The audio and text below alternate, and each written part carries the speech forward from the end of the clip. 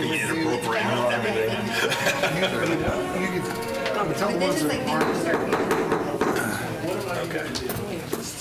Good evening, everyone. This is the September 6th, 2023 Seminole County Planning and Zoning Commission meeting.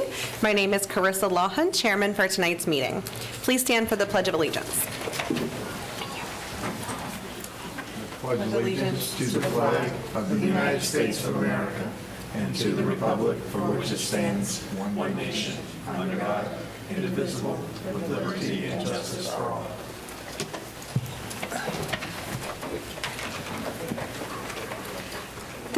This board is a 7-member board appointed by the Board of County Commissioners. A quorum has been established to hold tonight's meeting. Public hearing items acted upon by this board are referred to the Board of County Commissioners for further consideration. Board members present tonight are myself, Carissa Lawhon, Vice Chairman, Commissioner Dan Lopez, Commissioner Steve Smith. Tim, we are still waiting for, and Commissioner Walter Grundor. Staff present tonight are Rebecca Hammock, Director of Development Services, Desmond Morell, Senior Assistant County Attorney, Vladimir Simonovsky, Professional Engineer, Development Review, Tammy Brushwood, P&Z Clerk, and that concludes that list. Tonight's meeting will go as follows. Staff will introduce each item. The applicant will present the item. Audience members wishing to speak will then be heard. If you would like to speak, please make sure that you complete a comment card out in the lobby and give it to the clerk. Speakers should restrict their comments to information directly related to the item being heard. Audience speakers will have 3 minutes to speak, or 6 minutes if representing a group. When called, speakers should approach the microphone and provide their name and address for the record. The board may ask questions of the speaker. After all speakers have been heard, public comment will be closed. The applicant will be given a chance for rebuttal. Any items shown, such as videos, presentations, pictures, or maps, must be left with the clerk for the public record. Items shown from electronic devices should be emailed to the clerk. A motion will be made and then seconded. Board discussion may occur and will conclude with a vote. I will request a roll call vote for any split votes. With that, we can begin our agenda items. The first item on the agenda is proof of publication. Motion to Do I have a approve. motion? Second. All right, all in favor? Aye. Approved. The next item is approval of the minutes. Do I have a motion? Motion to approve. Okay, second? Second. All in favor? Aye. Aye. Minutes are approved. With that, we'll move on to our public hearing items, the Bradbury rezone, presented by Rebecca Hammack.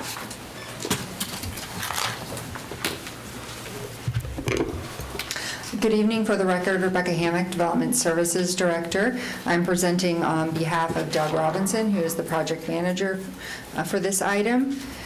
The first item on the agenda is the Bradbury rezone. The applicant is requesting a rezone from A1 agricultural and R1A single-family dwelling to R1A single-family dwelling on approximately 6.33 acres located west of Rooster Court, approximately 250 feet north of Ronald Reagan Boulevard. The applicant proposes a residential development consisting of 18 single-family dwelling units with a minimum lot size of 9,000 square feet and a minimum lot width at building line of 75 feet. The subject property has a low-density residential future land use designation, which allows a maximum of 4 dwelling units per acre. The intent of the low-density residential future land use designation is to provide appropriate locations for standard detached single-family residential homes. The site is located in the City of Sanford's utility service area and is required to connect. The site must be, if approved, if the rezoning is approved and they move forward with developing the site, it will be required to hold up to the entire 24-hour storm event on site, depending on appropriate outfall availability. Downstream capacity will be determined at final engineering if the zoning is approved. The property proposes access onto Tucker Drive along the north property boundary. Tucker Drive is classified as a local roadway and does not have improvements programmed in the county's 5-year capital improvement program. There are no sidewalks along Tucker Drive, so if the project is approved, the developer will be required to build a 5-foot sidewalk along Tucker Drive. There are no open space requirements in the R1A single-family residential zoning district, and any buffers that will be required will be determined at preliminary subdivision plan approval. The school impact analysis was conducted, and the school district found that there is capacity available to accommodate the proposed dwelling units. The applicant held a community meeting on Thursday, June 29th, 2023. The applicant indicated that approximately 20 people were in attendance. Nearby property owners expressed concerns about drainage, loss of natural habitat, current and potential traffic issues, and impact to property values. Staff finds that the requested rezone is compatible with surrounding development and is consistent with both the allowable uses and density provisions of the low-density residential future land use designation. Staff also finds the proposed zoning to be consistent with the comprehensive plan.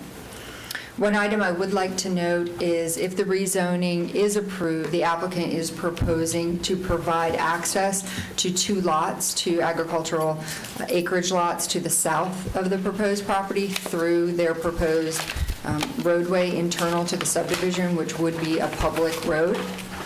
So in order not to create a landlocked situation for those lots to the south. So if the zoning is approved and they go through the subdivision process, they would be platting a roadway that then those properties to the south would have access to. And with that, that concludes my presentation. Staff recommends that the Board of County Commissioners adopt the proposed ordinance enacting a rezone from A1 and R1A single-family dwelling to R1A single-family dwelling for a residential subdivision on approximately 6.33 acres located west of Rooster Court, approximately 250 feet north of North Ronald Reagan Boulevard. I'd be happy to answer any questions. Questions of the applicant, or staff? I have a question. The sidewalk that they're going to be required to put in, will that go from Baywood Drive all the way to Ronald Reagan? No, there is already a sidewalk on the south side of Tucker Drive, just to the neighboring property on the east side. So it's just going to be extended from that point on to the west end of the property. Okay, thank you. Other questions of staff? Is the applicant present? Yes.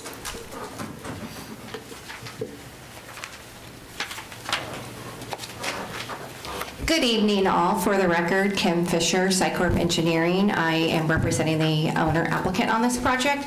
I'm going to be brief with my comments, and I'm going to reserve for rebuttal, but just to clarify a couple of things, or to point them out again from what Rebecca had said, is a portion of this property is already zoned R1A, and a small sliver of it is agricultural, and as you know, agricultural is kind of a place card holding. And so we're just trying to make it consistent. We're surrounded by R1A, so we will be consistent with the majority of our site that's already zoned and the properties around us. And if you've got any other questions, I'm here, and then I'll just wait for rebuttal. Thank you. Questions of the applicant? I'm good right now. Is there any member of the audience who'd like to speak in favor or against this item? I'm getting some comment cards here.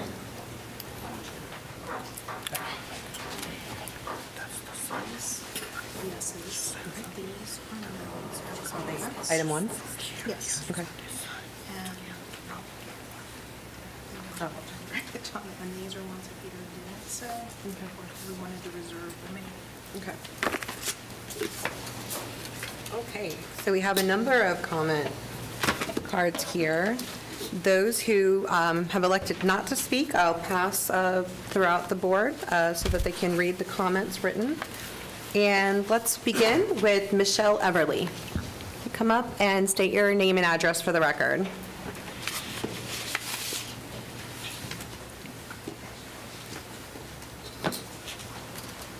Hello, I'm Michelle Everly. I live at 911 Cherokee Circle. I have lived in this neighborhood for approximately 45 of my 63 years. I have several concerns in the development of this neighborhood. You guys have already talked about the sidewalk. That's a major concern because the majority of that lake back there does not have a sidewalk around it. Not only the Tucker side, but the other side of it does not have a sidewalk either. We have lots of small children that walk that way to go to the bus. We also have lots of people that like to walk their animals and stuff, and I feel the increased traffic is going to become dangerous. Number 2, the lake back there is not maintained. The county mows it 4 times a year. The sewers are overgrown. The infrastructure is crumbling around it as far as the road material and that kind of thing. If you've gone down that road, you'll notice that the turn into this proposed neighborhood is quite the angle. In other words, for construction trucks and all that kind of stuff to come through there, it's going to be a tight curve. It's going to destroy what little bit there is. Part of Tucker does not even have curbs, the part going out past the church. We have no increased traffic. There is no left turn lane once you get out of Tucker to go anywhere on 427, nor is there a turn lane into Sunland off of Tucker if you're going to add increased cars. All the drains are very small out there along that thing. We're talking small. The area is in a flood zone A. So what is going to happen when that little lake overflows into that entrance of this new development? Who's going to take care of that? One, what benefit to Sunland Estates residents does this have? That neighborhood has been there for 60 years. They do patch jobs on all the roads, the curbs, all the infrastructure. What's going to become of that with the increased 30 to 40 cars a day, not to mention all the construction and delivery people? 2, that road, they're 60 years old. They really need a better road out of Tucker if you're going to have any more considerate traffic. And that traffic is not just going to impact Tucker, because they're going to want to come out the other way and go out the other entrances of Sunland. We already have a cut-through problem with people coming through there for 427. So this is adding to the dangerousness because we have speeding problems, we've had multiple fences, houses, everything has been impacted by cut-through. We really need the county to see that we need improvements if this is to go through. especially considering it's all over a small amount for an egress to get out on 427. Thank you, Ms. Everly. Next, we have Dee Brophy.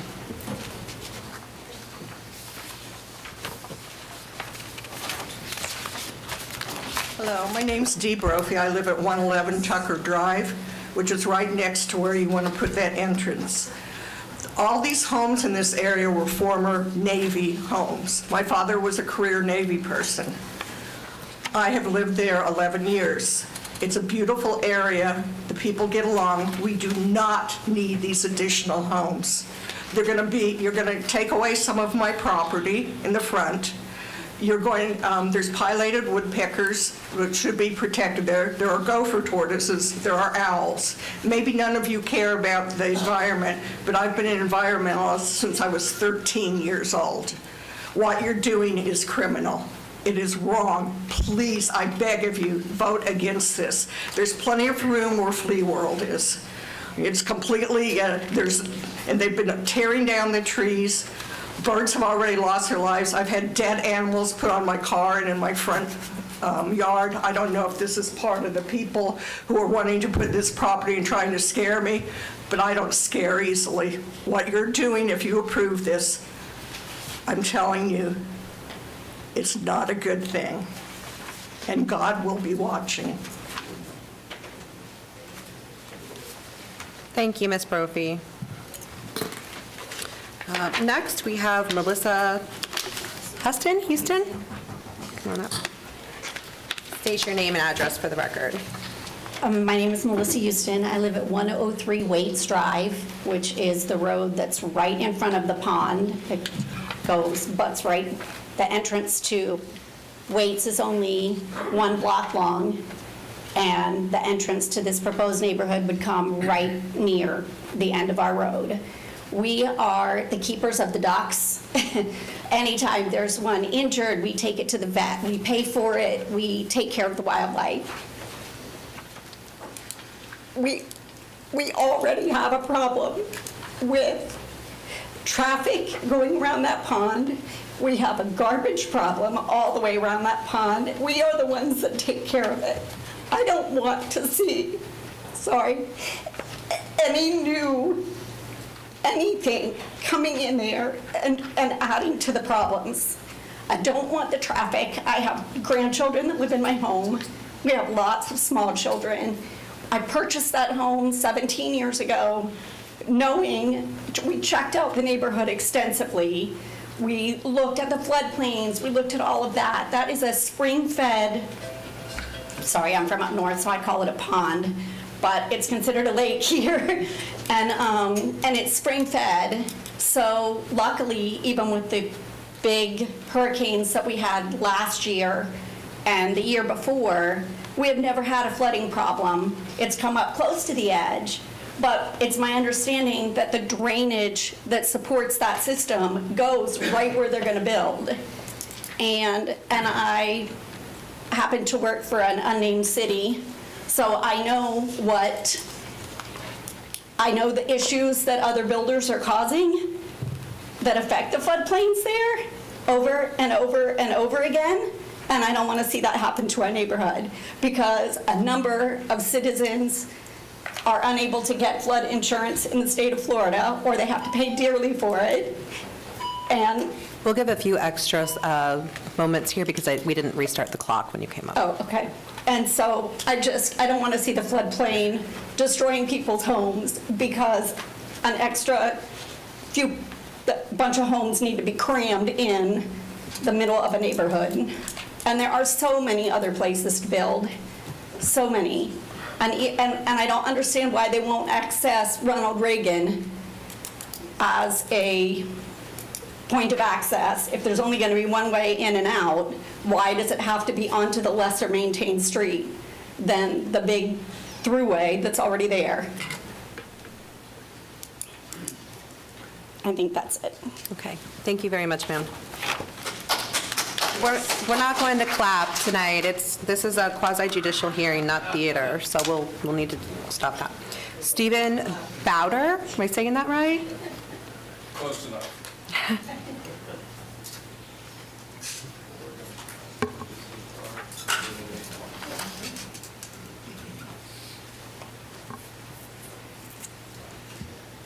I'm Steve Barter. I'm the other half of 111 Tucker Drive, right next door to where this is going in.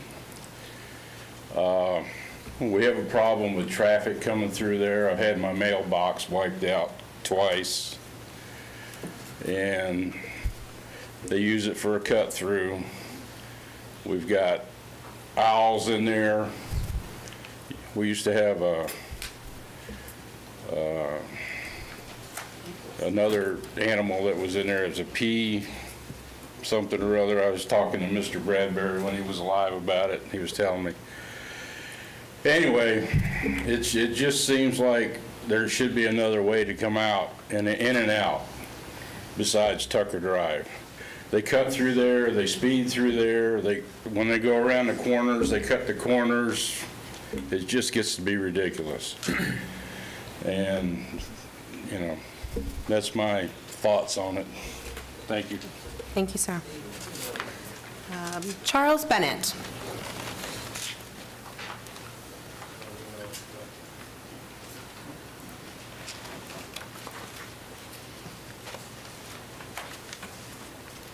My name is Charles Bennett. I live at 621 Camellia Court.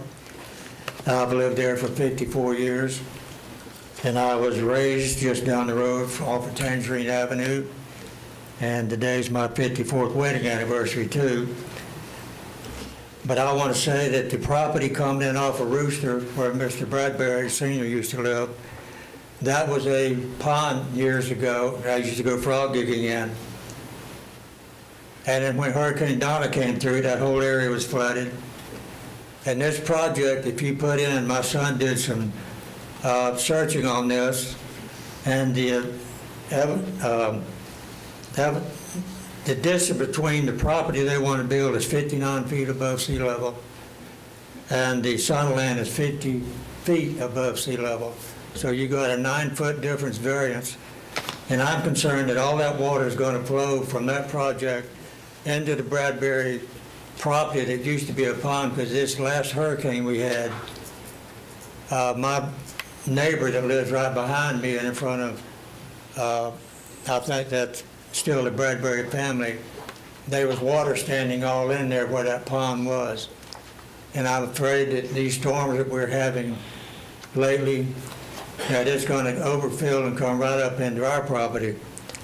And also, I believe that the trees that are in that property helps break the winds from these hurricanes that we're having on either side of Tucker and Sunland when these storms come through. And also, even if you build a retainer pond on the property, you still have Lake No Name there. And if you hook up to the sewer lines that flows into Lake Monroe or to Lake Jessup, as you all noticed, the storms we had last year was a disaster. And if that water overflows Lake Monroe again, you're going to have a problem because the water's not going to go anywhere. And it can happen again. And also, that if it is approved to build a project, which I hope it don't, I think a wall should be built around to where that development would be inside their place. And I'm just concerned for the water, because we know that has been a very big issue lately. And that's all I have to say. Thank you. Thank you, Mr. Bennett. Couldn't you show us on the map, or staff, do we have a better maybe view of this, where you're asking for a buffer wall? Exactly where? You said in there? Can you point it out? Or do we need something a little bit more zoomed in? This is Brewster, and I live at 621. And Mr. Bradbury used to live right on the corner of Ronald Reagan right here. And there's a road that comes into where part of the Bradbury family lives now, and there's a house in here, and right in here used to be the pond. And that had dried up But like I say, when Hurricane Ian came through, all this area in there was full of water between the two properties. And they had problems getting in and out. And if they build in here, and this section being lower, that water's gonna come right back in there. Okay, so you'd like to see along the south side? a And walk. I've lived there all my life in that area. Okay. Thank you. Thank you. Jack Wayne.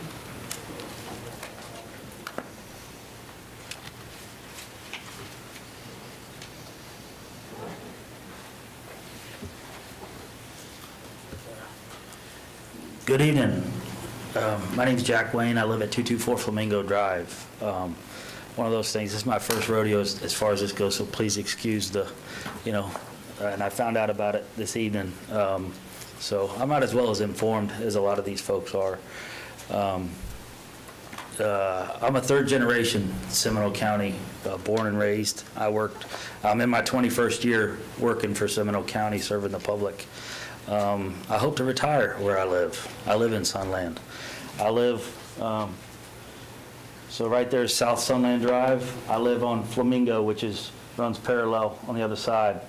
I deal and have had to deal with a lot of the cut-through traffic, as a lot of the folks here have mentioned.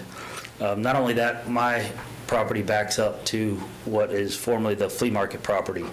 My dad lived there in my home for 25 years, and he passed there, and I moved in there about 8 years ago. Like I said, I hope to retire there. I understand change has to happen. Chances are back, 70 years ago when our neighborhood got built, I'm sure people were opposed to it. People got to live somewhere. I understand. As the gentleman said, the proposed property, to my understanding, is a few feet above everything else. The backyards of a lot of the houses that back up across the street from my house, they have a drainage ditch with culverts that run under the road, and they drain into the woods behind my house. Well, this past storm, I had water coming up in almost to my house. I'm no meteorologist or whatever, but people want to say things are getting worse, or it's getting hotter, or the storms are getting worse. We've had storms hundreds of years. In my opinion, what's changing is the amount of construction and development. You keep putting places the water can't go, it's going to find a place to go. And we keep building places, it's just, I hate to see it happening. And like I said at the beginning, I'm not as informed and on the topic as a lot of the folks here, but I do live there. I want to stay living there. I understand other people have to have a place to live, but we've got to do it with the concern and the consideration of the people that have been living there for years and hope to live there for years. And if it doesn't stop or it doesn't get brought to the attention now, when? I mean, you can't cross a corner or turn one without something else, coming up. Hopefully next time I stand here, I'll be a little more informed, but, it's one of those, I put my name on the card and, oh, dang, they called me. What do I do now? But, thank you for your time. Thank you very much. Thank you. Lisa Dunlap.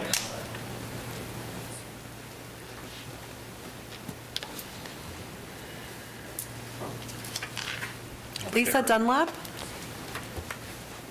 No? Okay. Michelle Tasson. Oh, this was an undecided. Did you decide you want to speak?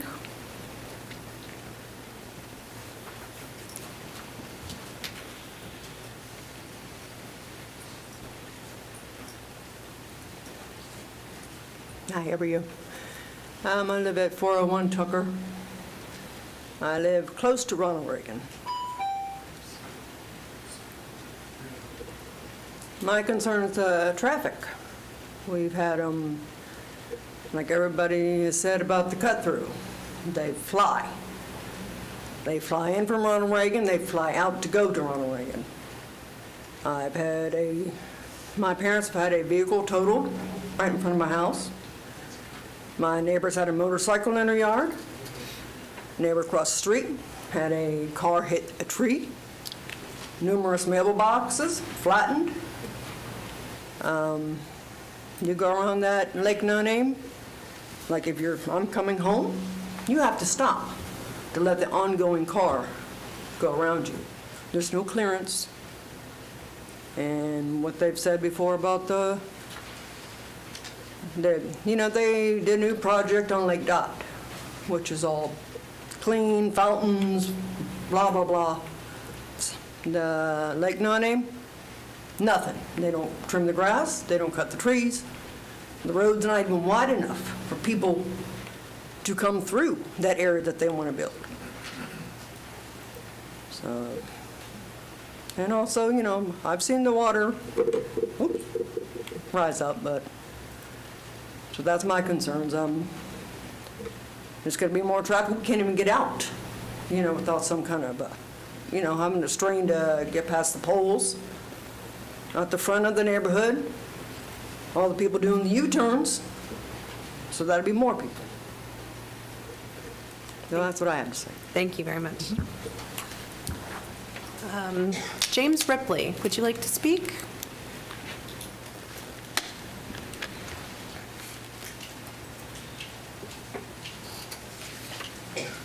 Hey, how's it going? I'm James Ripley. I live at 305 Tucker Drive.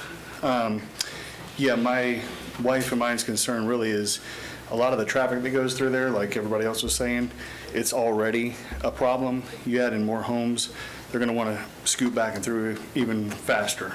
And we were talking about if it did get built and we couldn't stop it, to perhaps have a wall built, because our property butts up right to the area where they're going to be building at. One of my concerns is the extra homes, the extra families, kids, friends, whatever, travel along the backside of our fences. I mean, it's nothing for them to just come through and, start causing chaos. As well as for if you build up the land, the water's got to go somewhere. Our yard already kind of floods a little bit. Like, it's not extremely bad, but it definitely does get some water. Now you add in the extra building, it's going to add extra water, and therefore it already comes up to our back porch. I'm afraid with that, it's actually going to come in the house. So, those are pretty much my concerns as far as, just the traffic and foot traffic, the potential of what could be there. So just ask you guys to please consider that when you're deciding on all this. Thank you. Can you point us, Tucker is long and curvy there. Can you point us to where your property is? Yeah, pretty much, I'm not that tall. As you come around the top side there, ours is right where it says site, just underneath there. Oh, okay. Okay. Okay, Thank you. thank you. Carol Kappelman, would you like to speak? Yes. Come on up.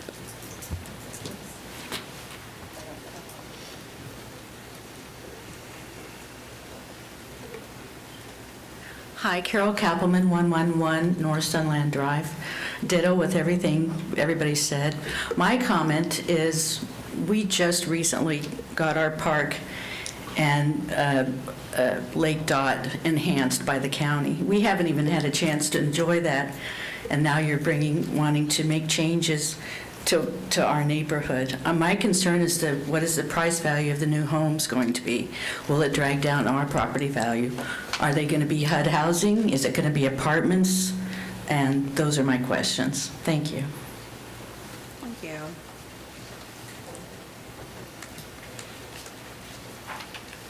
And Kurt Harris, would you like to come up and speak?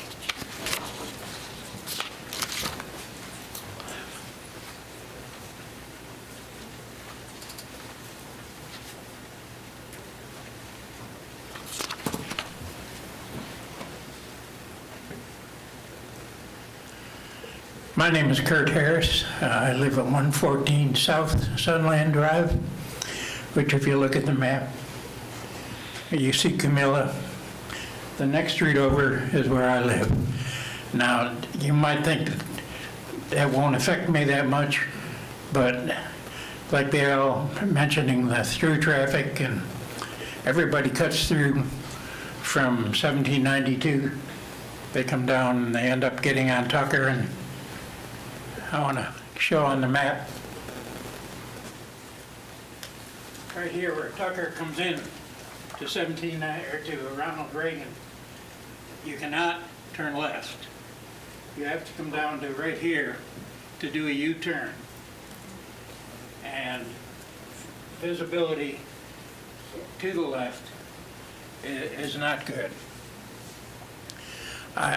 My main concern is the traffic and, like everybody else, the water in the neighborhood. But I think a traffic study would need to be done, in my opinion. Just because there's no light and there's no egress. I just feel at least maybe you should drive by there and take a look at the intersection. Try to come out of Tucker. And it's Ronald Reagan has got a lot of fast traffic, and they seem to come out of nowhere because the visibility is so low. I think, of course, Rooster would have been a much better street to egress from, but I guess there was problems purchasing that land. But Tucker is the wrong neighborhood, the wrong way to approach that, I believe. So anyway, thank you for your time. Thank you. Thank you. Are there any other members of the audience who'd like to speak in favor or in opposition to this item? No.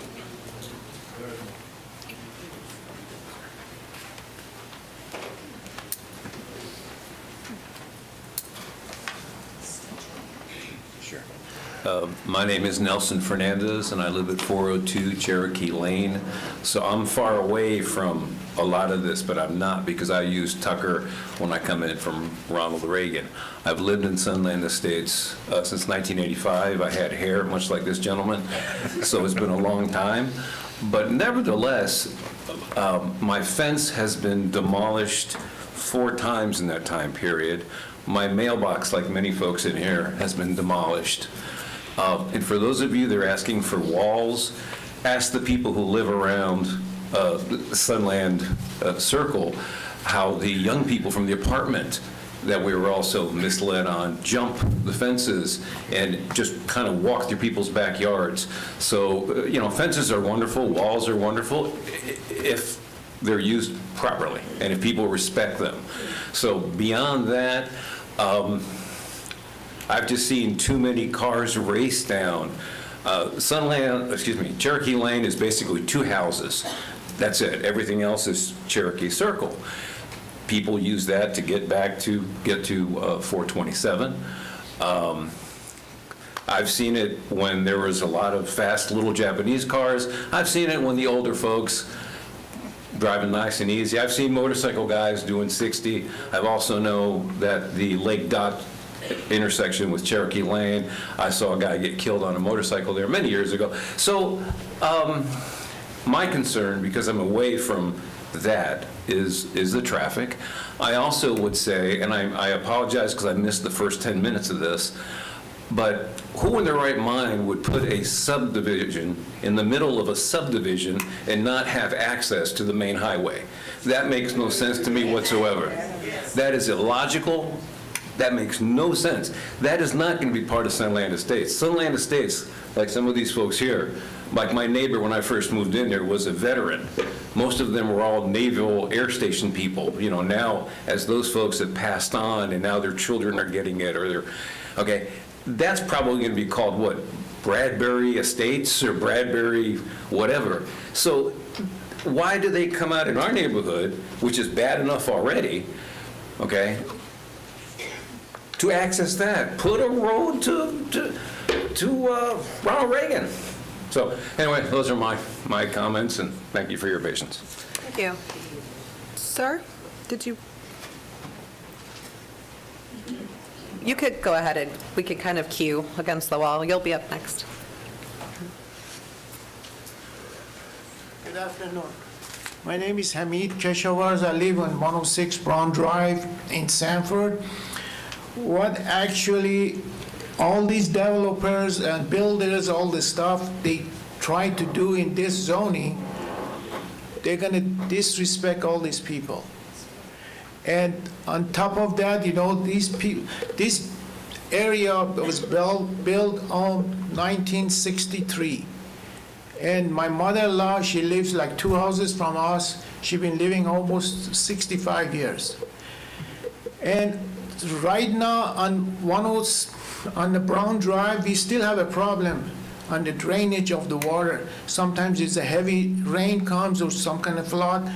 And I don't understand, I know the area, the Florida is growing. All the developers, all the builders, they want to build the houses or something, but it doesn't make sense, They build like almost 52 units or something, It's going to be a totally too many traffics and too many peoples. And it's going to cause a chaos in the area.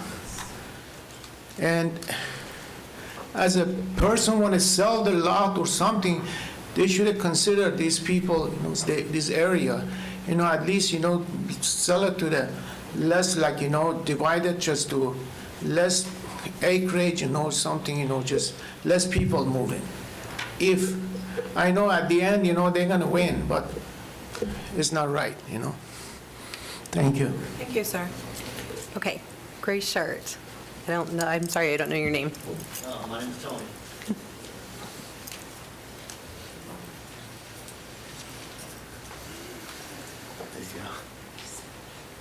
Hi, my name is Tony Costa, and I live at 107 Waits Drive, which is right on Lake No Name, which is actually Lake Woodmere. And I have a 6-year-old daughter that likes to ride her bike around the pond, and there's enough traffic already that goes through from Ronald Reagan all the way through Tucker Drive and down through the neighborhood and to 1792. Like they were saying before, Tucker Drive to Ronald Reagan is only a right-hand turn. So if those houses are built there, all those people leaving for work it's just gonna back up all the way to Brown Street, which is the first street to the right off of Tucker. That's all gonna back up with all of the people trying to get out to Ronald Reagan to go to work in the morning. There's a lot of kids that walk around the pond, around Tucker and Baywood to get to the bus. Those kids, with people coming and going, those kids might possibly get run over by people trying to get in and out, trying to get to work. A while back, Flea World was demolished, and all of that property is now vacant, and it was never developed. This wooded area is a nice wooded area. Why can't they just develop the Flea World area? Because there's so much there. It used to be they were going to put shops in there and a lot of houses. I know this doesn't have anything to do with Flea World, but instead of developing in our neighborhood, they can develop the Flea World area. And also for drainage. The pond is getting overrun with vegetation, and any more of that drainage is just going to fill up the pond too much, and just the infrastructure is, there's not much there for drainage. Thank you. That's it, thank you. Okay. Any other member of the audience who'd like to speak for, okay? Go ahead and just bring your comment cards up.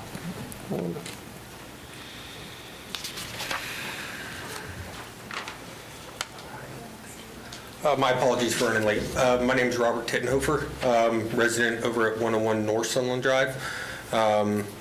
Not necessarily opposed to the project if we could have the project built and have the road extend out from maybe Ronald Reagan or even from Rooster. Traffic as it is already fairly bad with people coming through. I have a wife, 2 small children, so do my neighbors as well, who do enjoy playing around out on the yards and everything else.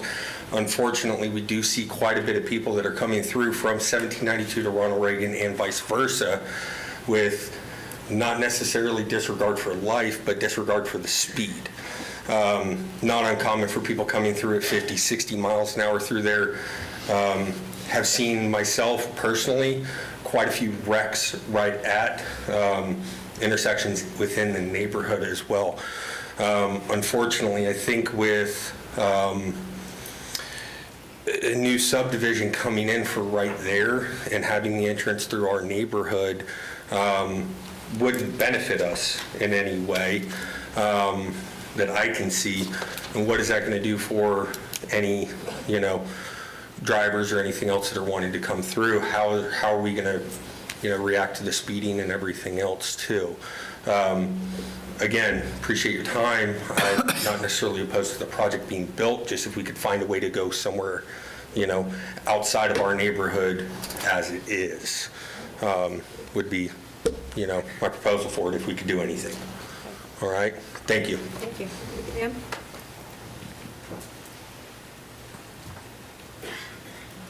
Once you finish speaking, work with Tammy to get a comment card. No problem. I'm Carol. So I'm Carol Sierra. I live in 109 Brown Drive. It's actually the second house right off of Tucker. And we already have an issue. I have two small daughters. My daughter graduated from high school, and they're in middle school right now. And it's already an issue when they walk to get their bus at Comedia. They don't have a sidewalk. At the curve, right where you guys want to build, there is nowhere these kids could walk through unless they're walking on the grass or on people's properties. They have had to run home because cars are zooming in and out. And we already have an issue, like people said, of coming in and out of Tucker because of Ronald Reagan. I myself get out of there at any time of the hour, and you cannot visibly see any cars incoming, let alone feel secure enough to press on the gas and go without knowing if a car is going to come out of nowhere and hit you. The other concern is, as a parent, they already have only one bus to Greenwood. That one bus makes literally that one stop, and the bus is full. If you put in more houses, how would you accommodate to fulfill those kids going to the same school and riding in that bus? Would we add buses? I know that we probably are not going to be able to fight this, but the biggest concern is these children. A lot of elderly people are leaving, unfortunately dying, and family members are moving in with small children because this is a great community to raise your kids. But if you build this and we can no longer walk safely, walk our dogs, enjoy the community, how can you fit this in with more people? My other biggest concern is that any little storm that passes by on 109 Brown and 86 houses from the beginning of Ronald Reagan down, we lose power. Do I feel safe enough now not being with power in my house and having additional homes that I no longer know if it's going to be Section 8 people? And not to discriminate. People have to live places. But I bought the property 10 years ago because I felt safe, and the crime rate is definitely down. By adding that and not fixing any of the issues that we currently have is going to do a disservice for us taxpayers. The other issue that we have a neighbor in our neighborhood. He has a dump truck. Every time he drives, and I kid you not, 3 miles, 4 miles an hour, to park his dump truck at home, my home rattles. So is that what I'm going to have to live with until this development is built? Am I going to have to forfeit my kids playing in my yard because now I do not trust these cars coming in and out of Tucker? Think about that. Thank you. Thank you. Okay. Sir.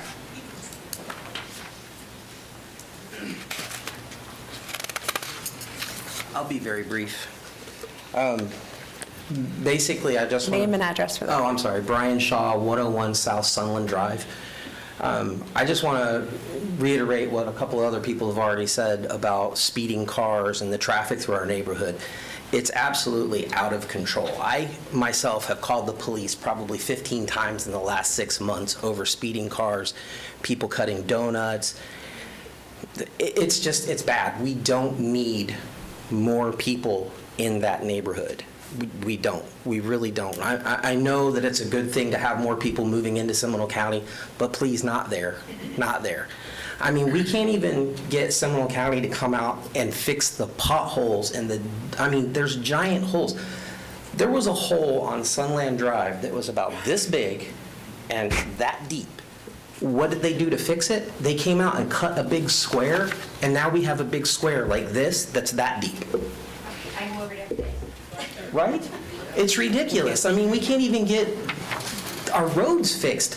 And you guys want to spend money on building a... No, we don't need it. Somewhere else, I'm all for it. But in that area, I can't. Our neighborhood needs attention to itself before we can even think about doing something else like that. That's all. Thank you, sir. All right, is there anyone else who'd like to speak in favor or opposition to this? Okay. Ma'am, would you like to come up?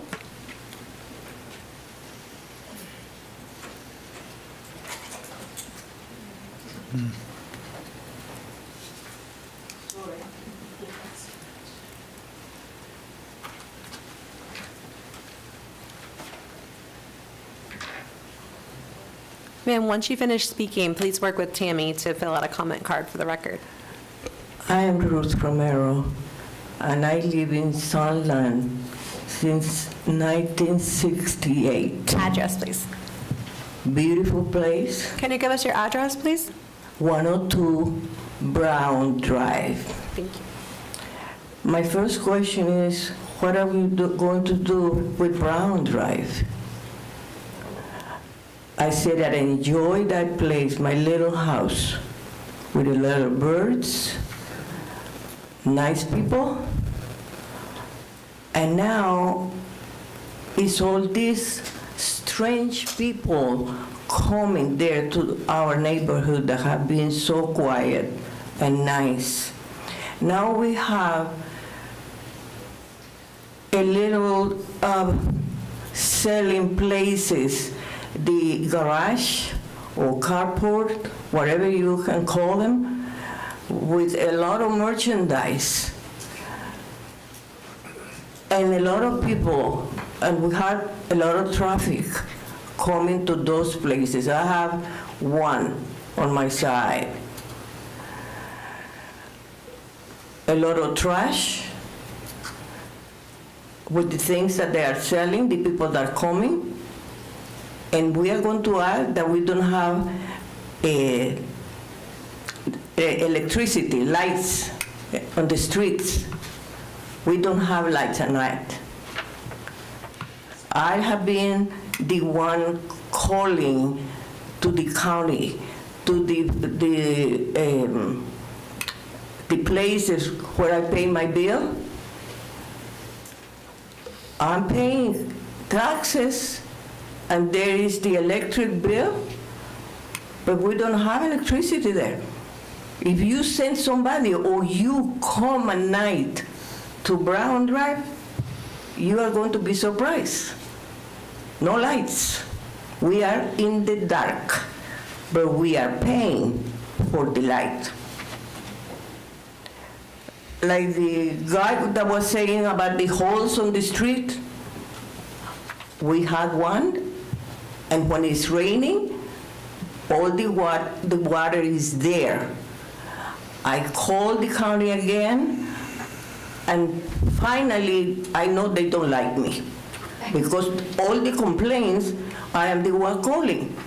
My neighbor that was 90 years old, she came and she said, please, Ruth, call because I cannot go this way, because look at the water, they're standing in the corner because we have some rain. Then it's another issue that, the other people that lives there close, they already said it, but for me and the children, with that school bus, let me tell you, we have crazy ones driving, and they are running because they don't want to miss the bus.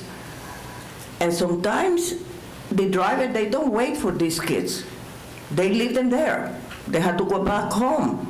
And I bet you, that the parents are not there because they go to work. It's a lot of things, that bothers. And if we are going to have all this, that already we have young people in whatever age they are driving and turning on Brown Drive because that takes you to Ronald Reagan because they don't want to be late. See what we can get from this. Thank you. Thank you, ma'am. Okay, I haven't seen any other hands raised. Oh, there's some. Okay, well, we need you to fill out comment cards. Come closer so we can have a lot of people tonight. I filled it out. If you still want to speak, could you please come sit up closer in one of these rows or so that we can save some time?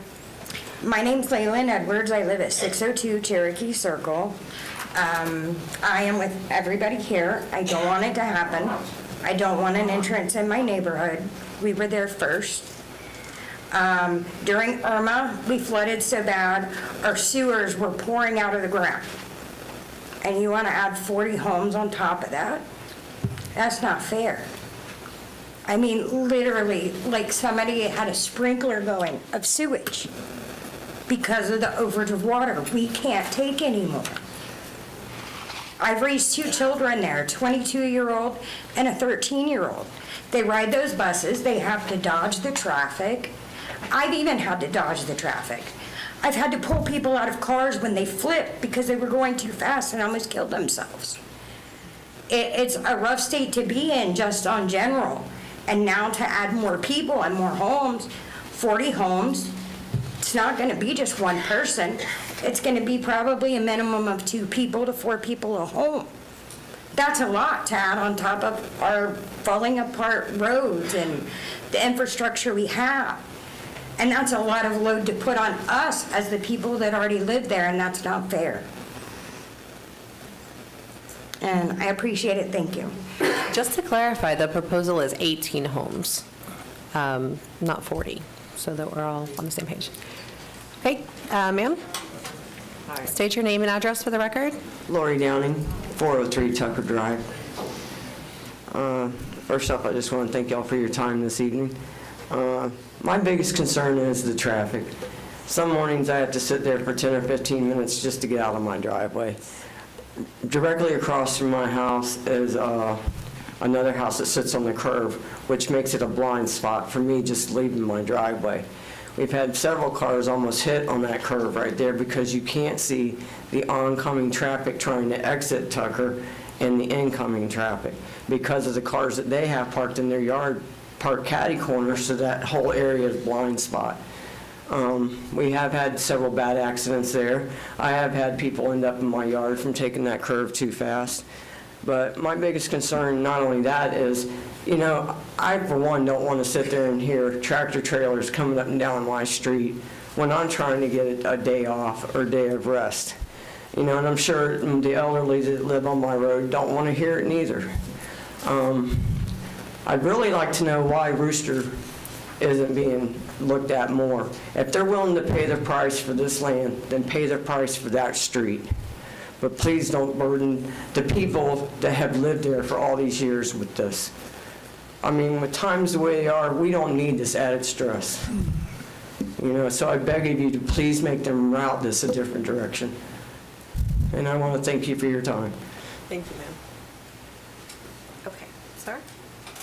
Yes. Good evening. I'm Edric Diaz. I live in 707 Cherokee Circle. I have 2 kids that go to the bus stop for the school, and the traffic is already difficult, and we are afraid. I mean, the biggest concern would be traffic, and when a construction starts, there's a lot of big equipment coming into an area. I used to work construction, and nothing here gets done by hand. Everything gets heavy trucks. It's a lot of noise, dust, you name it. I feel sorry for the whole community because it's gonna be a bad time until they finish. Plus, in the future, the neighbors that, if this get to be built, more traffic in the area. That's my main concern, you know. And also, they will be trying to go on 1792. It's gonna, all the employees are gonna, the workers are gonna come from everywhere. So it's gonna be a lot of traffic early in the morning and in the afternoon. I would say that's more or less what I was gonna say. I think I need a cut of the. Thank you, sir. Those cars. Okay, and with that, we'll close the public comment. Can I ask a question? I know I used my 3 minutes, but this new map is up here. We really can't allow it, ma'am. It could be, that could happen with everyone. It wouldn't. But we do have a chance for applicant rebuttal and can ask some questions of the applicant. Where can we find it, please? Rebecca, can you speak to that? This is the official zoning map and the future land use map for the county. There's a couple of places you can find it online. You can find it on the property appraiser's website, and you can find it on the county's website. Again, for the record, Kim Fisher. I'm going to start with the biggest issue that I'm hearing from everybody tonight is Rooster Court. Rooster Court is not a right-of-way. Rooster Court is a private dirt road on an easement. We don't have access, we don't have frontage to Ronald Reagan. I wish we did. That's not an option. It is not an option. Rooster Court is not right-of-way. There's no legal way for us to get access to Ronald Reagan, or we would be doing that. There is a 10-foot, it has nothing to do with money, it's private property. And there is a 10-foot, the person that is to the right of the T in court, he has a 10-foot flag lot to his property. Then there's a different property on the west side, and then it's a different property on the east side. There is no right-of-way to get to Ronald Reagan. Currently, this property has a home on it, and there is access. We listened to everyone and gave special attention to everyone, so let us hear the responses from the applicant, please. There is currently a house on this property. The house is over 100 years old. Little neat, little creepy, whatever your flavor.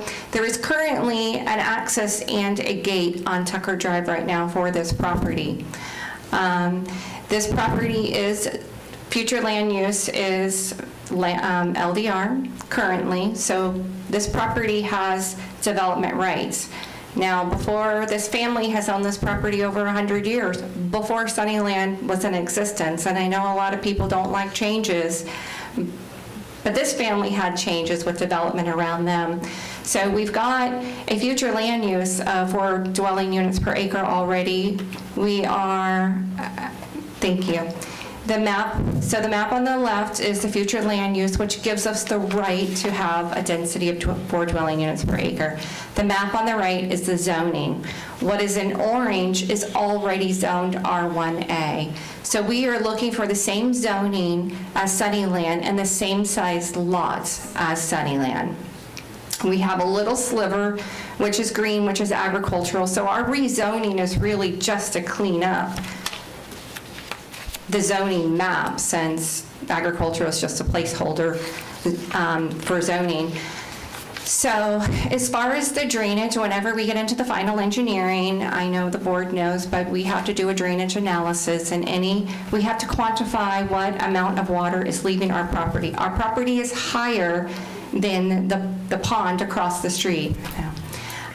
We're actually higher, so we're not where that pond is coming to, but we have to do an analysis, and most likely, I'm going to guess that it's landlocked. I'm really not 100% sure, so we have to, here's usually the requirement, 25-year, 24-hour storm. If it's landlocked, we have to exceed that, and then we have to hold everything on our own site. So drainage isn't going to be an issue, but it's not really a function of zoning, but access Sidewalks, I agree with the audience for some reason, right? Let me see.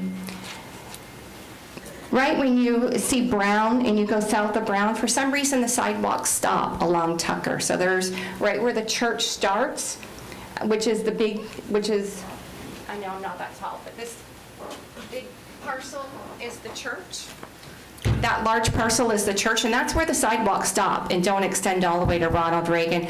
I don't blame the residents. I'm not sure why the county hasn't come in and extended the sidewalks to Ronald Reagan. Does it make a lot of sense? That's not a function of zoning. It's not a function of our project, but our project is proposing 18 homes, not 52, not 18.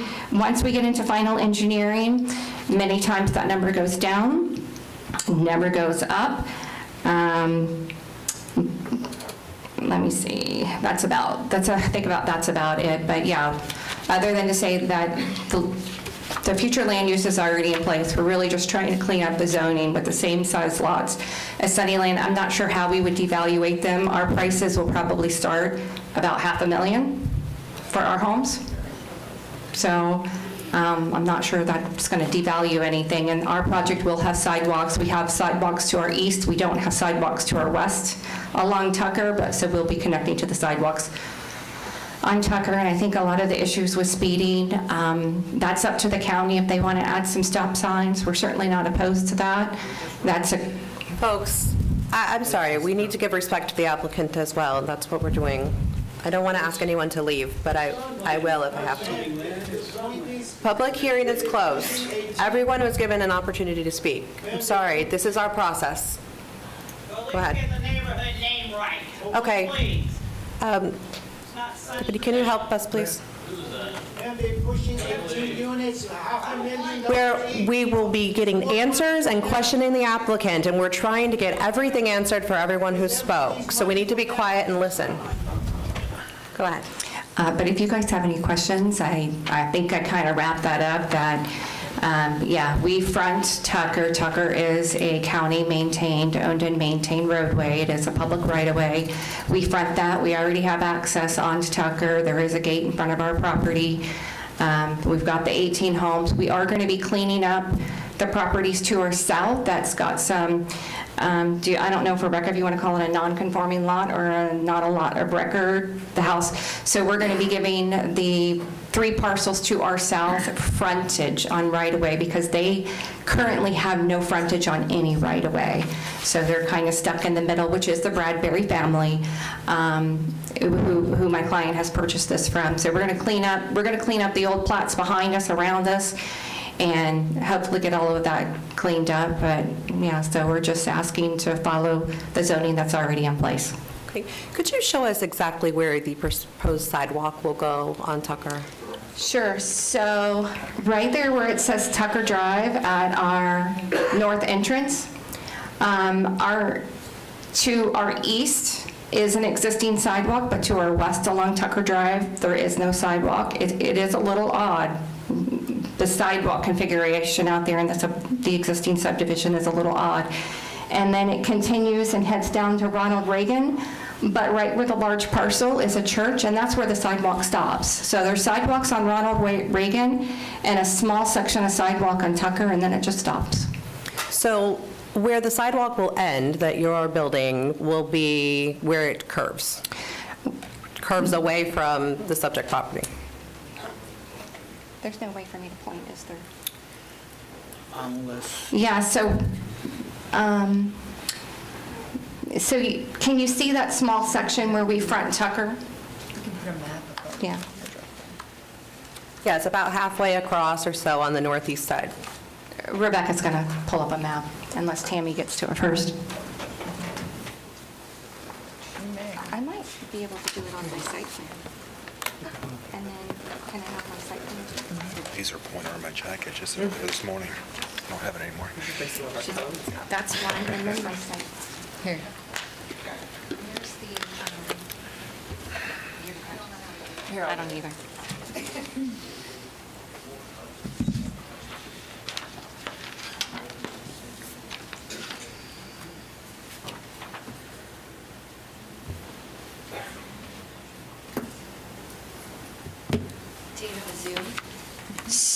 So, okay, I'm going to tell you to memorize, right? Let me switch it to this one.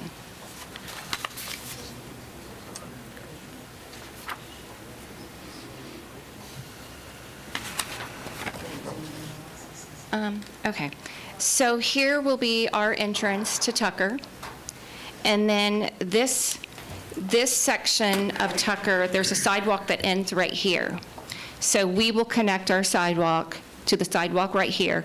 There is no sidewalk on Tucker here. And then this will be our entrance, and we'll connect to the Tucker sidewalk. The Tucker sidewalk ends right about here. This is the church property. And then there's sidewalk along Ronald Reagan. So this section of sidewalk doesn't exist. I don't work for I was the asking county. about the one that's proposed to be built, so. Yeah, so thank we'll you. have sidewalk on both sides of we're just proposing one road. So we'll have it's going to be hard, but we just have one road. And so we'll have sidewalks on both sides of our road, and then it'll connect to the existing sidewalk. So we'll put the section that we front on Tucker, we'll add a sidewalk there along Tucker, and then that will connect to the existing sidewalk to the east. Someone who spoke mentioned property taken away on Tucker. Can you speak to that, and if there's any cause for concern or any? I'm not sure what property would be taken away on Tucker. Right, none proposed. All right, questions of the applicant? Yeah, have you done any kind of a wildlife study or? Not yet, but typically the county wants that to be within the last 12 months, so we usually wait till final engineering so that we don't have to do it twice. Are you aware of anything on the property? Just from what the neighbors have told us at the community meeting, Mr. Bradbury, who owns the property, he hasn't said that there's much other than the typical squirrels, turtles, raccoons, but nothing to give us anything. It's very heavily wooded. Okay, thank you. You're welcome. Other questions of the applicant? Yeah, I do. Go ahead. Can you repeat again? It's 18, listed as 18 units, but what was the number you suggested it might be? Whenever we do final engineering, the number never goes up. 18 will be our maximum, but a lot of times when we start working out the details of the pond, sometimes we start losing lots. Sometimes happens a lot. In this case, if it is in fact landlocked, which I suspect it will, once we get that geotech and we start running our stormwater numbers, then it's not uncommon to lose a lot, but we never can gain. So then 18 will be with our PSP, that's our preliminary subdivision plan, so we can lose, but we won't be able to gain. Thank you. I just wanted to clarify for my understanding, and also for the public's benefit as well. So the current zoning that's in place, you're already able to build about 10 units here. That is correct. So really, the zoning change that you're asking for is only going to allow you to put in an additional 8. Correct. Okay. And I hate zoning change because a lot of people don't understand agricultural. And since it's agriculture right now, that is why I call it a place card holding. So when we want it to be consistent, zoning is looking for consistency. So zoning isn't about what I want to see, what I don't want to see, what used to be there, what the flooding might be. Zoning is about the consistency, and we're surrounded by R1A, and we're currently mostly R1A. So the church is agriculture, the person to our south is agriculture, but then all the way around us is R1A. So typically, it's like for like, same size lots. So it's the same density as what will be around us, and it's also the same size lots. But it is technically a rezone, so they're not wrong. Right. Can you tell us if you've done any traffic studies along Ronald Reagan or anything that's occurred on Tucker? No, the county code is 50, single-family residential, 50 or less is de minimis, so a traffic study is not required. That's county code, that's not me, that's not my applicant, that's not the owner, that's the county code. Okay, other questions of the applicant? I have a question. I'm sorry, sir, we've closed public comment. Can you talk to us about the results of your community meeting? Did the applicant make any considerations or concessions to try to be a good neighbor? Sure. We've talked to the commissioner staff. They talked about maybe adding like a bench to the pond across the street. I'm not sure that we really have the ability to do that since it's actually a public park. And but yeah, they had a lot of issues, and I drove out there, and it's not a function of zoning, but one of them that I definitely saw is when you're at Tucker turning onto Ronald Reagan, there's so much vegetation that's grown in that property on the northeast, so on your left-hand side, and your site visibility is not there. That is something I had advised them at the community meeting to call the streets department to see about that. So I agree, that is a dangerous when you're trying to come out of there. You can't see very far to your left. You can't turn left, but you certainly don't want to run into a car there. I'm sure the residents that live out there know more than I do, and they're saying that there's a lot of cut-through traffic. I would believe them. I'm sure there's a lot of speeding. If they're all saying that, I'm sure it's true. That is something to get with different departments, whether it's code enforcement or the sheriff's office or the streets department on some pothole issues. Those aren't issues for us, but I can definitely see that they've got some issues there and with good cause. And I know Vladimir's not going to want to get into that. If he wants to tell us to put a three-way stop, we're not going to oppose that at our entrance in Tucker because stop signs are traffic calming. I know sometimes they're a nuisance, and a lot of the young generation likes to run those stop signs, but they are a form of traffic calming. But there's ideas that not Rebecca, not Vladimir can handle, but the streets department and public works to do some more traffic calming, whether they're speed bumps or whatever things they could come up with to help the residents out there. It sounds like they've been battling with the county, but that's. I was referring to something a little more substantial than a bench, though. I was maybe some of the buffering or retaining walls that have been mentioned along the south side or along the east side. Along the south side, we can't do a retaining wall or a buffer there. We're actually giving them right-of-way to the parcels to the south, which are not part of the subdivision. Buffers, we're doing the buffers where they're required. We're trying to save a lot of the existing trees out there because it is heavily wooded. Whenever it's the same zoning and the same density, a buffer is not required. We do have some buffers that we are proposing anyway. A wall is not required. I don't think a wall would be warranted. It's just as a little institutional for such a small property, but we are definitely going to be trying to keep some of the trees which acts as a buffer, and we've got a buffer along the church because the code requires a buffer there, but the code doesn't require it. But you can see on the left side, maybe not, it's not there, but on the west side, we've got a section there that we're going to try to dedicate some to drainage and some, so the houses aren't going to butt the houses on the west side. So we've left a gap there to either do some additional drainage or to save some additional trees. Thank you. Any other? Because they beat me up over trees. Any other questions of the applicant? All right, questions of staff. Thank you. Questions of staff? I guess it's really going to come down to the traffic. That's the biggest thing that I've heard. And on Tucker, if you've driven that road, and I have driven that road, it's a tight, little windy, busy road. Maybe there's some proposal from the county to put some, speed swells in there to slow the traffic down, or some stop signs along through there.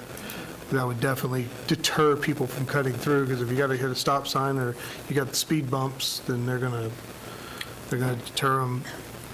The Sanford City owns that part that she was talking about. When you come out of that, it is heavily wooded. You can't see Tucker. You almost zip by it because it's so wooded there. But that's City of Sanford property, I believe. It's not the county. Well, that property is a private property, actually. It's the Christian Sharing Center Incorporated. It's a property type commercial, so it's about, So on the left-hand side as you're coming out? On the it's up left-hand there. side, So that correct. left-hand side's Correct. owned by a private, well, they can enforce them to clean it, though. And if it's blocking traffic or blocking the view, then, is that county or city? It looks like it's city on this map. So city code enforcement can come out and have them cut it back. It's also the angle of the road. It's not just. Yeah, it turns, it's a big Ma'am, bend. I'm sorry. It's a big Please bend no. through there. So, but, I mean, it looks like it's more of a traffic, 18 houses isn't going to change your lifestyle. The traffic through there is something that needs to be addressed by the county. The roads that need to be improved there by the county. That has nothing to do with the development, though. So let's ask staff about it. Vladimir, could you speak to what our options are, what the county's options are to assist with safety, the ingress and egress? I already made comments for myself while listening to the residents. And traffic calming, as Kim mentioned, the applicant, we could possibly look into all-way stops at Tucker and Waits Drive and Tucker Drive and Brown Drive, which are the two closest to the new proposed development, right? We can also put some speed bumps. We can look into that. We can bring this up to the Transportation Division to evaluate it and see what can be done about it. The roads itself, I looked into some data prior to the meeting. It seems like all these roads are resurfaced back in 2013, so they're about 10 years since the last resurfacing was done. The original roads were built in 1960, most of it according to the data we have.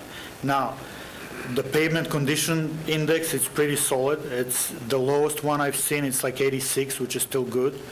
Most of it is 92, 93, 94, maybe a few 90, but that's pretty much across the entire subdivision.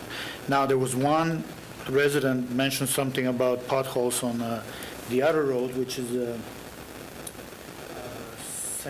Sandland, I believe, Drive. That particular road was resurfaced in 2015.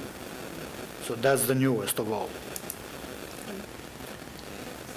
So that's the condition of the public roads in that section. Again, we understand the concern about the coming out of Tucker, making a right turn, even a left turn there. Yeah, the visibility is critical there. That's something we can talk to probably City of Sanford and see how they can enforce that. What I'm seeing on the street view here, and I don't know if I can share this, I probably can from here. There was some maintenance done, I guess, by like probably about 3-4 foot back to the power pole, from the power pole actually on the back side, but that's still not good enough because the entire intersection is kind of slanted and the road is coming on a curve. Ronald Reagan into Tucker, so it is a challenge. If these are options and would improve safety, was there any reason that they weren't included as part of the consideration for this by staff, or? This is a straight rezoning, so it's not something we can place conditions upon. If it were part of a planned development, then we could create conditions. But in this case, these are actions that the government needs to take in order to improve. And some of the things can be required at the actual subdivision process and part of final engineering, like if we're going to require additional stop signs. Will there be any requirement for street lighting in this particular subdivision? Within the existing subdivision, but not outside of the... Well, no, in the new subdivision, will they have street lighting in there? I'd have to defer to the applicant to see if they propose outdoor lighting, site lighting. Do you have any plans to put site lighting in? Street lighting? That is the plan. Okay, so you do plan on putting street lights there? So at least some neighborhood out there will have some street lights. I'd like to see them make sure that the county bucks up and does something to stop the traffic problem that these folks are having. I don't think this 18 houses is going to create an additional issue, but I do think the issue that they have needs to be solved by the county. And maybe if nothing else comes out of this meeting tonight, that the county will do something to help you folks as far as your traffic, cut through traffic. Yes, we'll definitely look into those issues and concerns and Okay, see what we can do. and everybody does understand, this is just a zoning. They still have to come back with the engineering, and they have to do the rest of the project. This is just a minor portion of the project. So this is not approving 18 houses tonight, this is just a rezone. And to that point, Desmond, can you give us a little summary of what things we're allowed to consider tonight, given that it's just a rezone? Yeah, so generally, it's the compatibility with what's surrounding, as well as the evidence that's been presented by staff, which is in their staff report. So I think it's, they've got a litany of items that they have addressed and provided an analysis for you all, and that would be considered, the competent, substantial evidence that you all would have to base your decision on. And you might want to instruct them that they also have the BCC they have to go in front of anyway. And this is the best place for them to bring up those concerns on the streets and the... In front of the county Yeah, they need to be in commissioners, front of yeah. the county commission, not us. That's- Right. Yeah. Yes, so if anybody isn't aware of that, whatever decision's made tonight is not final. It will be heard and be finalized by a decision of the Board of County Commissioners. So there will be another opportunity to go be heard by the decision makers on any or all of these concerns. Will we be notified of those? Yes, ma'am. We were never notified of the aforementioned June meeting. So I got something in the mail about this meeting, but I was not even aware of the other one. So the first meeting, I believe she's referencing, is the community meeting, and the applicant's responsible for the notification for that. The county notifies for the Planning and Zoning Commission and the Board of County Commissioners. So if you received a notice for this meeting, you'll also receive one for the Board of County Commissioners.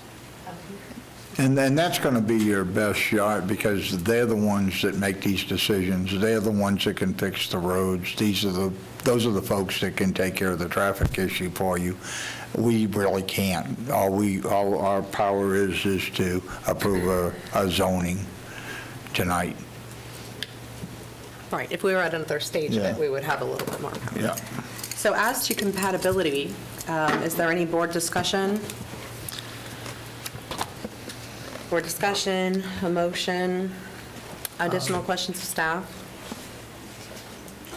I'll make a motion to recommend the Board of County Commissioners adopt the proposed ordinance enacting the rezone of A1 agriculture to R1 single-family dwelling to R1 single-family dwelling for 6.33 acres located west of Rooster Court, approximately 250 feet north of Ronald Reagan Boulevard.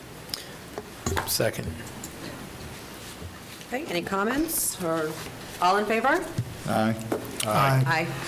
Okay, and it passes. Please, though, I encourage you to go before the Board of County Commission and hold them accountable for some of these issues that staff has said that the county can fix for you, make safer for your road.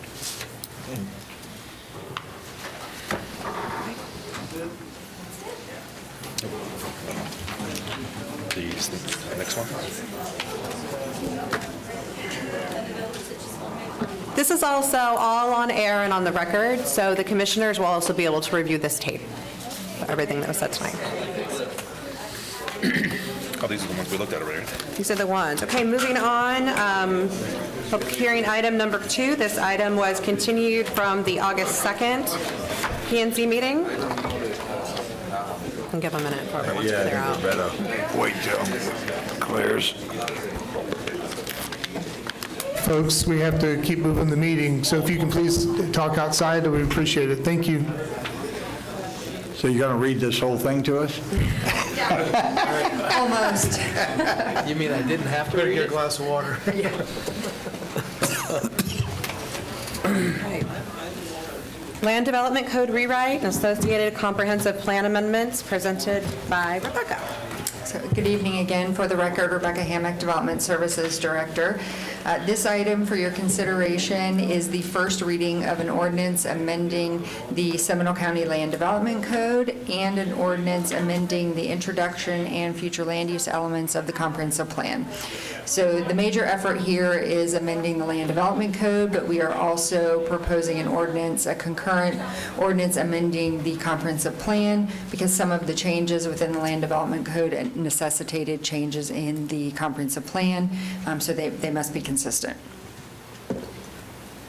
So we are proposing revisions to Chapter 1, General Provisions, Chapter 5, Administration, Chapter 35, Subdivisions, Chapter 40, Site Plan Approval, Chapter 60, Arbor, Chapter 80, Construction, and we're proposing an entire repeal and replace of Chapter 2, Definitions, and Chapter 30, which are the zoning regulations in the Land Development Code. So just by way of history, Seminole County adopted the first Land Development Code in 1960. There were major updates in 1973 and again in 1980. The most recent edition was codified in 2004. Since then, we've had 15 supplements. In 2009, staff began an effort to modernize the Land Development Code. However, that never was formally adopted. So after that, we were given direction by the Board of County Commissioners to, again, do some major updates to the Land Development Code. So in 2020, as part of the county's key strategic plan specific to growth management, staff began working with Canaan and Associates, now Kimley Horn, to draft a comprehensive rewrite to the Land Development Code. So this has been in process now for over 3 years.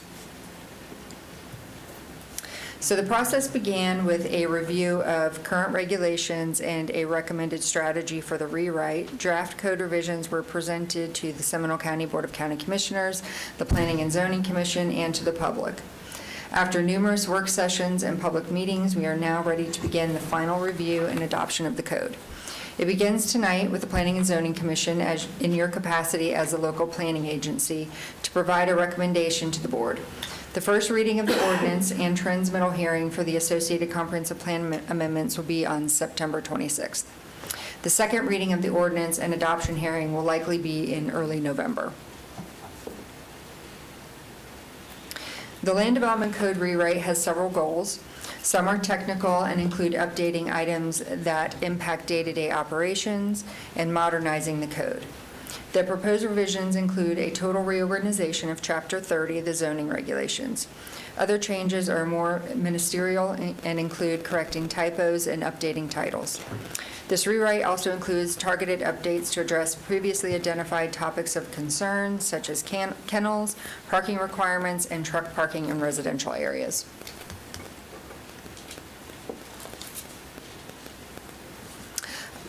This current Land Development Code rewrite happened concurrently with the Envision Seminole 2045 effort and the EAR report, which is the Evaluation and Appraisal Report of a Comprehensive Plan. So likely following this, once we complete the EAR-based amendments, which will be before you before the end of the year, we anticipate that we will probably likely have more updates to the Land Development Code. So if there are additional changes that need to be made, there will be other opportunities other than this proposed ordinance. In addition to the technical revisions, the Land Development Code rewrite includes the development of new standards as well, including the mixed-use corridor district, missing middle housing, solar energy systems, civic assembly use standards, and tree planting requirements for subdivisions, as well as new regulations regarding mobile food vendors, design standards for parking garages, EV and EV-ready parking standards, and bicycle parking standards. The LDC rewrite also revises standards related to affordable housing, arbor regulations, requirements to utilize Florida-friendly landscaping, expanding rural non-residential design standards to major and minor roadways within the East Rural area, and reducing minimum living area for single-family dwellings to allow for a mix of housing types. That was one of the efforts from the Affordable Housing Strategic Plan. It was a recommendation that jurisdictions either eliminate minimum housing size or reduce minimum housing size. And so through work sessions with the board, there was consensus to reduce minimum housing sizes. We are also proposing to update open space regulations to include a revised definition of cluster and provide clarification regarding cluster subdivisions in the Wekiva River Protection Area. We are also proposing more revisions to the cluster subdivision regulations within the EAR-based amendments that will be before you shortly. In addition, the definition of developable area has been clarified to have the same meaning as net developable acreage. The most substantial changes in the proposed rewrite are within Chapter 30 zoning. Although the chapter has been totally reorganized, most items remain unchanged. The updates include removing repetition by consolidating items, including a use table. This is a replacement of the existing pyramid structure, which meant within each zoning district, there were a list of permitted uses and special exception uses, and they would refer back to the other zoning districts. So say C3 would refer back to permitted uses within C2 and C1. So you had a pyramid effect, and so you always had to reference back to the previous zoning district. So this proposed rewrite actually creates a permitted use table so that you can go to a specific use, and it'll tell you what zoning districts it's permitted in, or if it's a special exception. So it's a little more user-friendly for staff and for private citizens.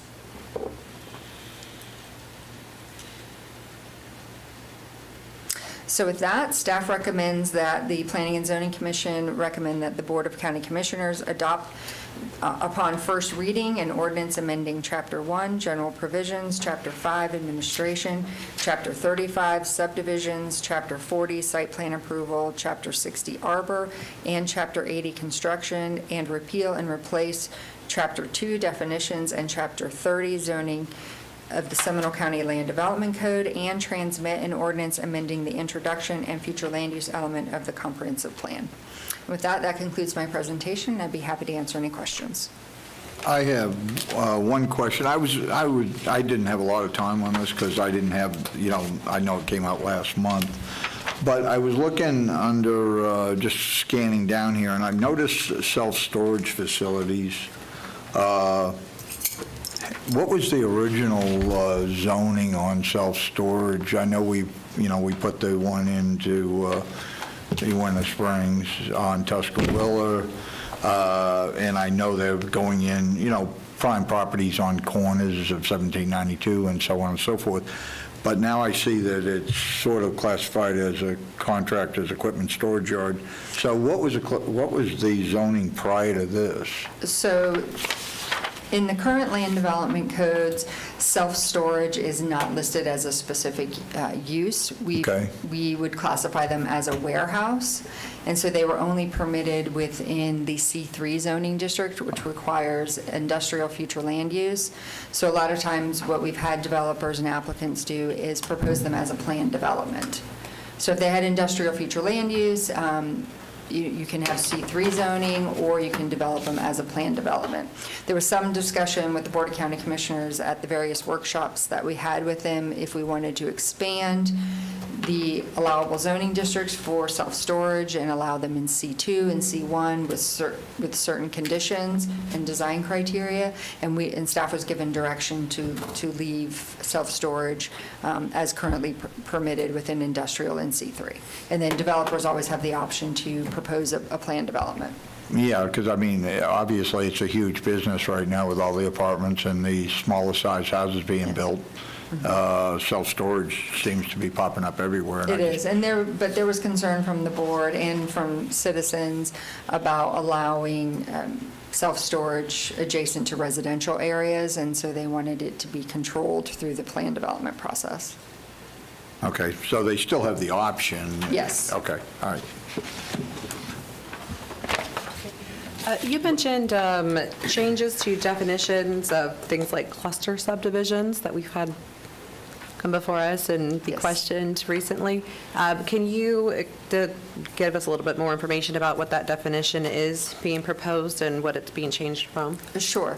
So currently, there was concern from the public at the work sessions we've had and the community meetings we had related to past developments where they were required to have a cluster subdivision, but it really wasn't in a clustered configuration. There wasn't a very defined area of conservation or preservation area.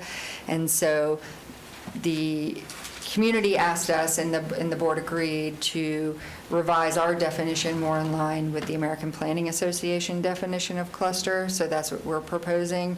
And it's, so there's wording in there about intermittent open space areas and about conserving land. It's not about increasing density, but minimizing infrastructure so that you can preserve more open space. That's a tough one, because I read through that document from the American Planning, and I was amazed at how many configurations of clusters and how many definitions of clusters there actually was.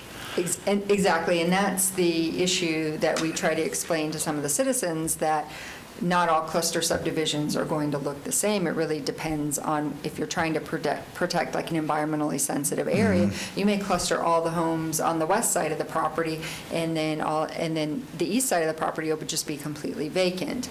I know a lot of the public, what they would like to see is like the intermittent open space, but again, that may not preserve environmentally sensitive area, and that extends your infrastructure and actually can impact the land even more. Yeah. Just really depends what you're trying to protect. Thank you. Other questions of staff? Yeah, I was wondering if you can maybe give an overview or summarize. You mentioned that they were changing the minimum requirements for housing, and you kind of specifically mentioned as it relates to affordable housing. If you can kind of give an overview on what some of those changes are. Sure. So in some of the zoning districts, instead of having an 1,100 square foot or 1,200 square foot minimum house size, we've gone down to 700 square feet minimum house size. And then in some of the other districts where we already had a 700 square foot minimum house size, we're going down to 400 square foot minimum house size. So is that going to open up for sort of tiny home subdivisions? Is that where we're going? I mean, it could, however, because the lot sizes are still required to be the same size. And so it'd be a large lot for a small house. So in reality, I don't really see that happening because the land costs are too high. Yeah. But at least by having the housing sizes so much smaller, there's more flexibility there for a builder. And if you had an individual, I'm sorry. Well, I was just going to ask what the purpose was of changing one and not the other. Why not change the lot size if we're making the requirement for houses 400 square feet? Well, and that's just a minimum. They can still have larger. So.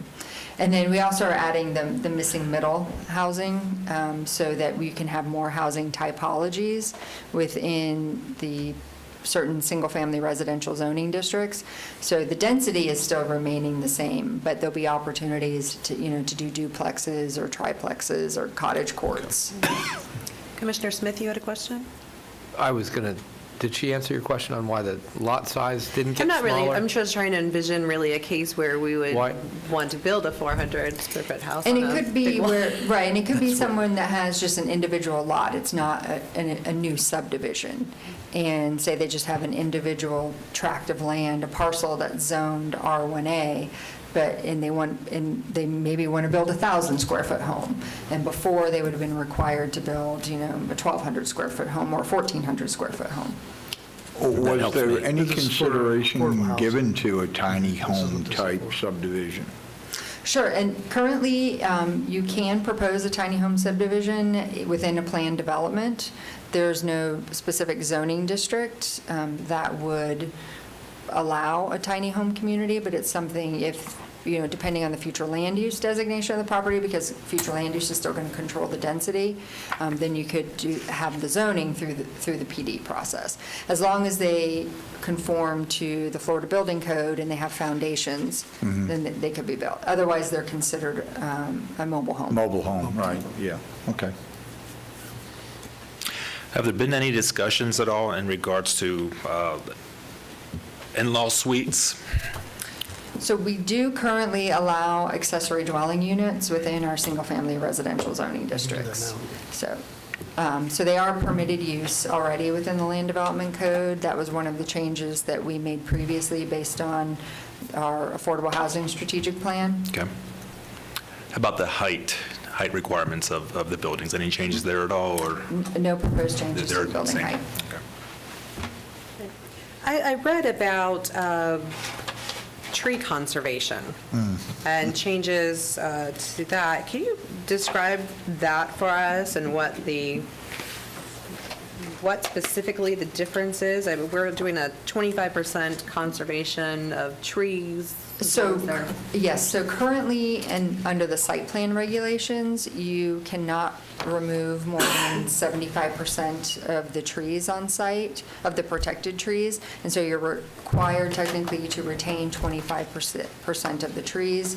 There is some flexibility built in the code that can be waived by staff if it makes it, too burdensome and just makes it unrealistic. So we're adding that same provision to the subdivision regulations, that the goal is to try to retain the 25% of the existing trees. And we've also added requirements in the subdivision regulations that each lot be required to, the developer for each lot in new subdivisions be required to plant 2 trees. That once the property owner buys the lot, moves in, technically they, unless there's some sort of deed restriction built in, they can technically remove those trees. But we're hoping that a lot of times residents will leave the trees rather than remove them. But we know that won't be 100% of the case.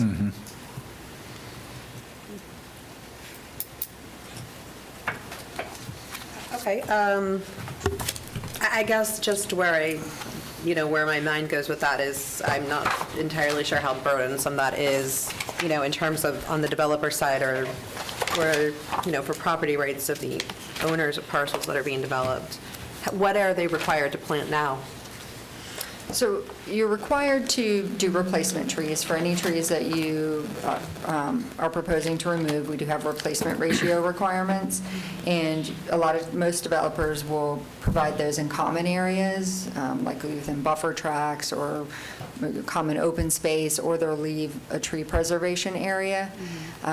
And so in addition to the tree replacement requirements or any buffering requirements within planned developments, we are proposing that the developers be required to plant 2 trees on the property, which is pretty common practice. A lot of times there's landscape packages with the new developments.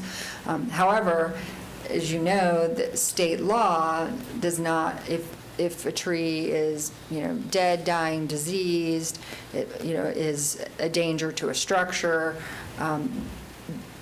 a property owner is able to take out that tree without a permit.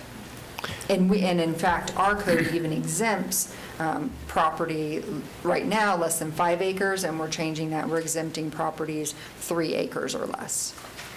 So 2 trees, though, per what? I mean, the more trees, the less.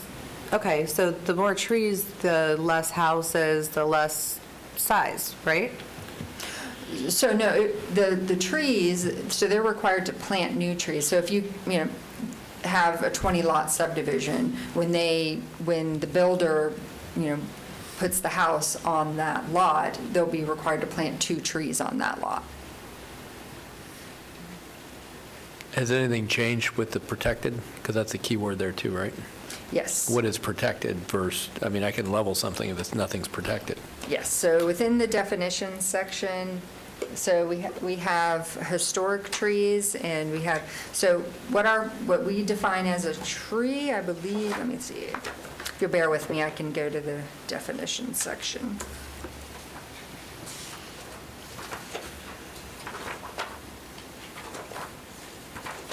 But you're saying something has changed in what was protected. Well, we've added more protections. Okay. And we've added higher replacement standards. Okay. And the other thing we have done also is currently in our arbor fund, it's, the way it's written in the code is so that if you had an arbor violation, then you could, if a fine was imposed for that arbor violation, you could pay into the arbor fund. But we've rewritten it so that if a development is not able to meet their tree replacement requirements, that they can, once they've made an effort to replant on the property, if there just physically isn't enough room to plant the inches that are required for replacement, they can pay into the arbor fund. It's a form of mitigation, huh? Yeah, well, at least something's happening. Yes. That answered my question, thank you. Okay. So let's see. So historic trees are protected, and then we have, let's see.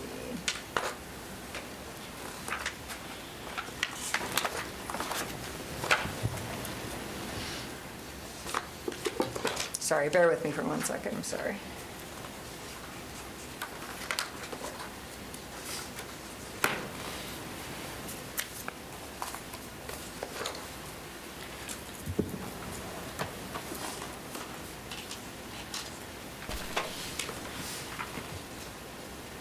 I'm disappointed you don't have this memorized.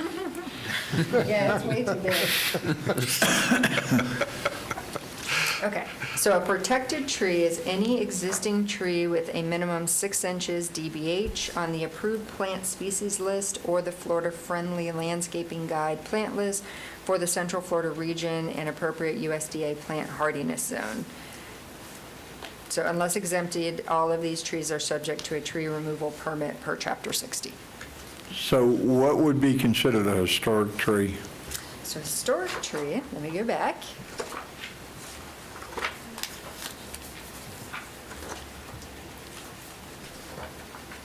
We should make you guess first. I got to be careful. I think we went up to 30, The over-under. it's certain types of trees, and I think it's the 36 inches. But has that been changed, or is it That's caliper status? size, then, yeah. I think that was originally 24 inches. So, okay, so historic tree is any live oak, bald cypress, or longleaf pine 36 inches or greater DBH that is determined by Seminole County to be of such unique and intrinsic value to the general public because of its size, age, historic association, or ecological value as to justify this classification. Prior to removal of any live oak, bald cypress, or longleaf pine, 36 inches or greater DBH, a report from a certified arborist must be submitted detailing the condition of the tree.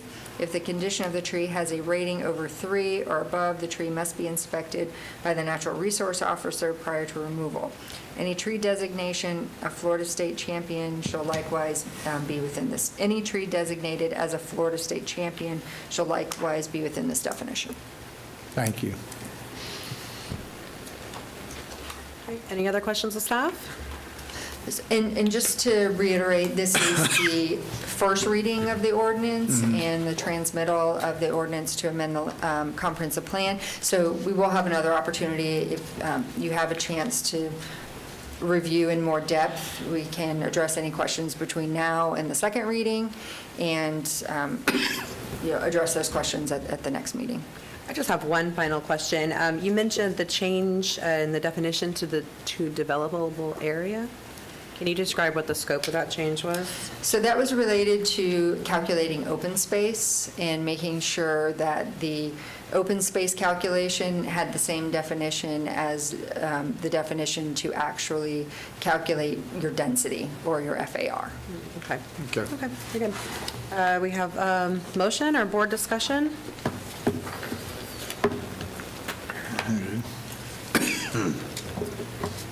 Anybody? Board discussion, motion?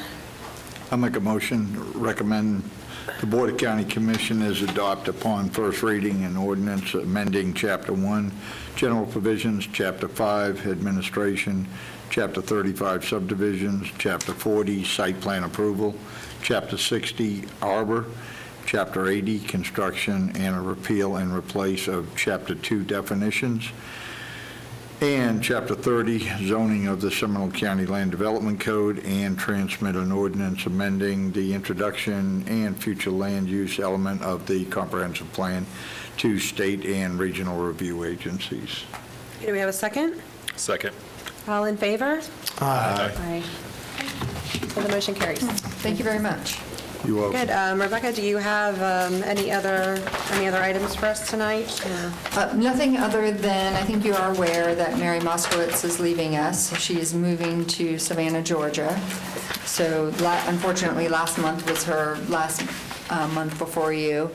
She will be with the county until the end of the month, but she won't be at any future Planning and Zoning Commission meetings. So I will be attending and presenting until we are able to hire a replacement. We are in the process of setting up interviews, so keeping our fingers crossed. Well, that'll be a loss, and we'll miss her, if you would Yes. transmit that to her. She did say goodbye to us Yeah. last month. I didn't have opportunity, so. Oh, okay. If you would tell her I said goodbye, I Will would do, appreciate yes. it. Thank you. Yes, I'm sorry to lose her, but I think it's a good opportunity for her, and she's Yeah. going to a really nice city, so.